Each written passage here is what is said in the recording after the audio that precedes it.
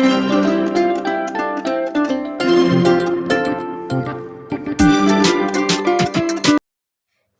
আলাইকুম সুপ্রিয় শিক্ষার্থীবৃন্দ, তোমরা সবাই কেমন আছো? আশা করি ভালো আছো।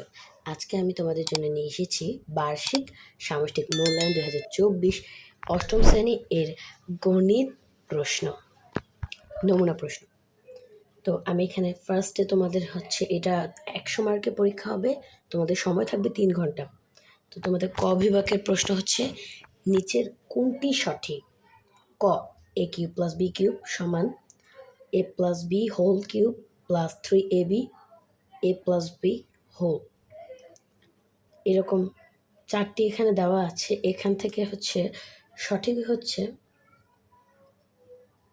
তোমাদের গ নাম্বারটি। তারপর আমরা 2 নম্বর প্রশ্নে চলে যাই। 12% হার মুনাফায় কত টাকার 3 বছরের মুনাফা 270 টাকা হবে? এখানে তোমরা কিন্তু আগের চ্যাপ্টারগুলোতে মুনাফার অঙ্কটা শিখে এসেছো, সেই হিসাবে এখানে 2 নংয়ের উত্তর হচ্ছে খ। 7,500 টাকায় কেনা একটি ঘড়ি কত টাকায় বিক্রয় করলো? 8% করলে 8% লাভ হবে। এই 3 নম্বর প্রশ্নটির উত্তর হচ্ছে তোমাদের ক। তারপর 4, নিচের কোন বিন্দুতে এক্স অক্ষের উপর অবস্থিত? উপর। এখানে তোমাদের 4 নম্বরের উত্তর হচ্ছে গ। তারপর বৃত্তের একই চাপের উপর দণ্ডায়মান কেন্দ্রস্থ কোণ এক্স প্লাস 44 ডিগ্রি হোল ডিগ্রি এবং বৃত্তস্থ কোণ এক্স টু দ্য পাওয়ার 0 হলে এক্স এর মান কত ডিগ্রি? এখানে তোমাদের 5 নম্বর প্রশ্নের উত্তর হচ্ছে খ। তারপর 6, বৃত্তের অধিচাপে অন্তর্লিখিত কোণ পূরক কোণ, স্থূল কোণ, সূক্ষ্ম কোণ, প্রবৃত্ত কোণ। এখানে 6 নম্বরটির উত্তর হচ্ছে গ। বাইনারি সংখ্যা 1011101কে 10 ভিত্তিক সংখ্যায় রূপান্তর করলে কত হবে?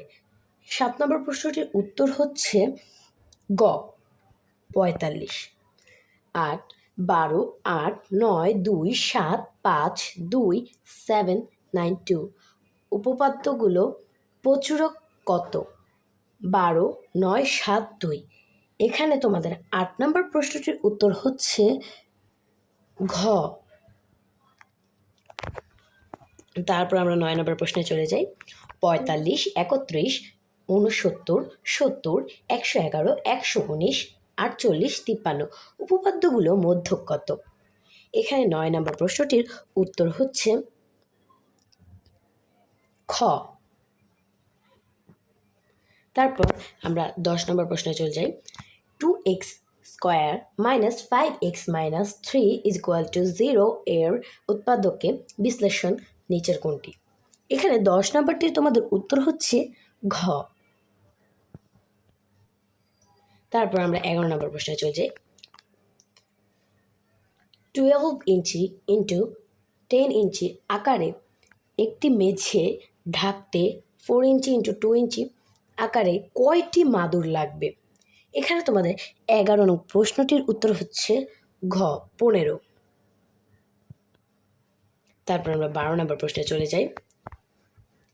x সমান সমান 6, তারপর x প্লাস y সমান সমান 11। উপরের তথ্যের ভিত্তিতে 12 ও 13 নং প্রশ্নের উত্তর দাও।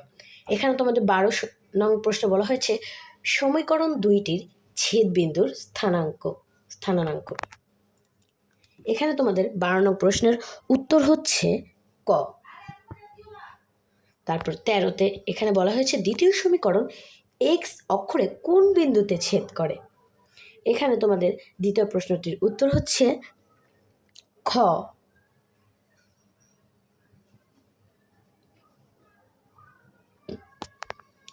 এখানে 14, a ব্রেকেট 3, 2 ব্রেকেট b,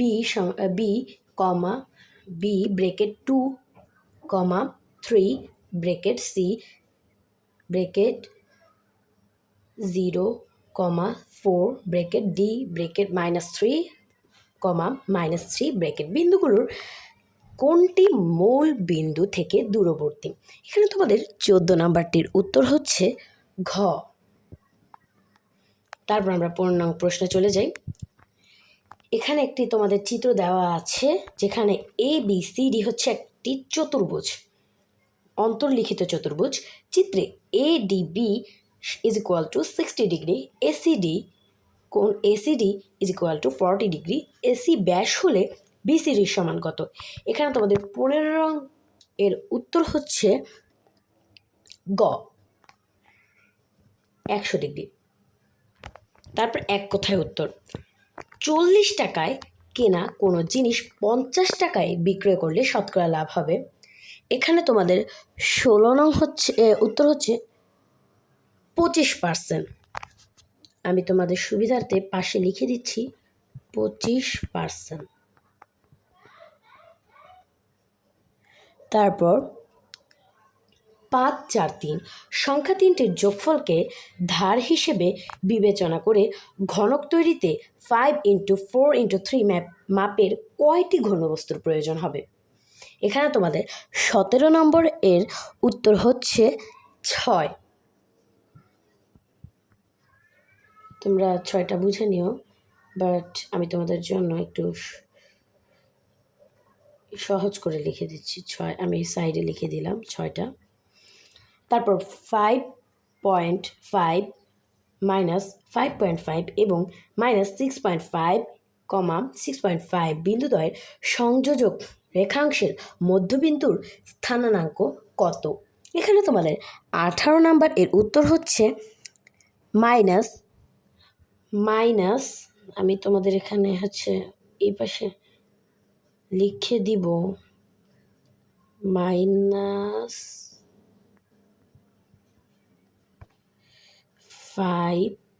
দাঁড়াও আমি তোমাদের এখানে জায়গাটা হচ্ছে না, আমি এই জন্য এটা মুছে দিচ্ছি, তোমরা কিন্তু লিখে নিও পাশে। তাও আমি চেষ্টা করছি তোমাদের দেওয়ার। -0.5 -0.5, -0.5, 0, এটা 0.5। এখানে তারপর তোমাদের হচ্ছে 101101 হোল টু সংখ্যাটিতে MSB এর স্থানীয় মান কত? এখানে তোমাদের 19 নম্বর এর উত্তর হচ্ছে 2⁵। তোমরা লিখে নিও, এখানে হচ্ছে জায়গা হচ্ছে না, 2⁵।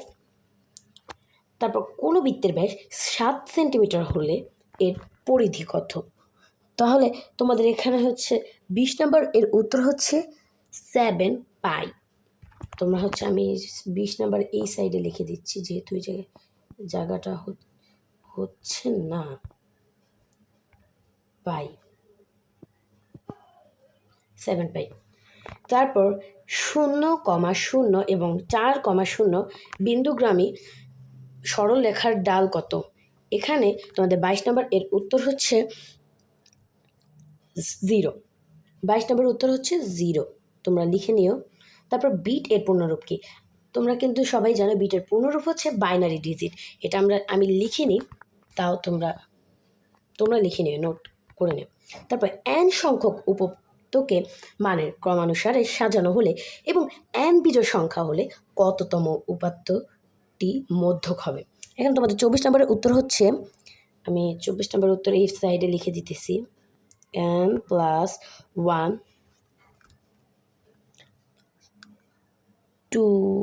তম পদ, এটা তোমরা লিখে নিও। 25 শ্রেণী বিন্যস্ত উপপাদ্যের মধ্যক L+n/2 -fc ব্রেকেট * h/fm।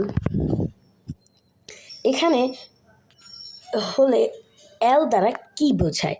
এখানে এল দ্বারা মধ্যক শ্রেণীর নিম্ন সীমা বোঝায়। মধ্যক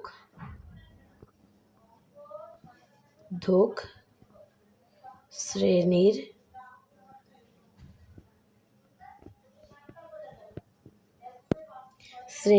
নিম্ন সীমা। এখানে নিম্ন সীমা জায়গা হচ্ছে না, কিন্তু তাও অবশ্যই তোমরা লিখে নেবে এই জিনিসটা। তারপর নিচের প্রশ্নগুলোর উত্তর দাও। 3x⁻² + 2 এর ঘন নির্ণয় করো। তোমাদের এই প্রশ্নটি তোমরা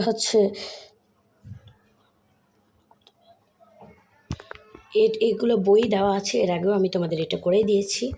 সো তোমরা দেখে নিও। 3x⁻² + 2 এর ঘন নির্ণয় করো। তারপর 6% হার চক্রবৃদ্ধি মুনাফায় 9,000 টাকা 3 বছর চক্রবৃদ্ধি মূল কত? এগুলো তোমরা করে নিও।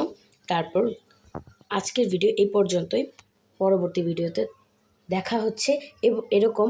আর বাকিগুলো প্রশ্নের উত্তর পেতে আমার চ্যানেলটিকে সাবস্ক্রাইব করে রেখো এবং লাইক, শেয়ার এবং কমেন্ট করো। আজকের মতো বিদায়। আল্লাহ হাফেজ।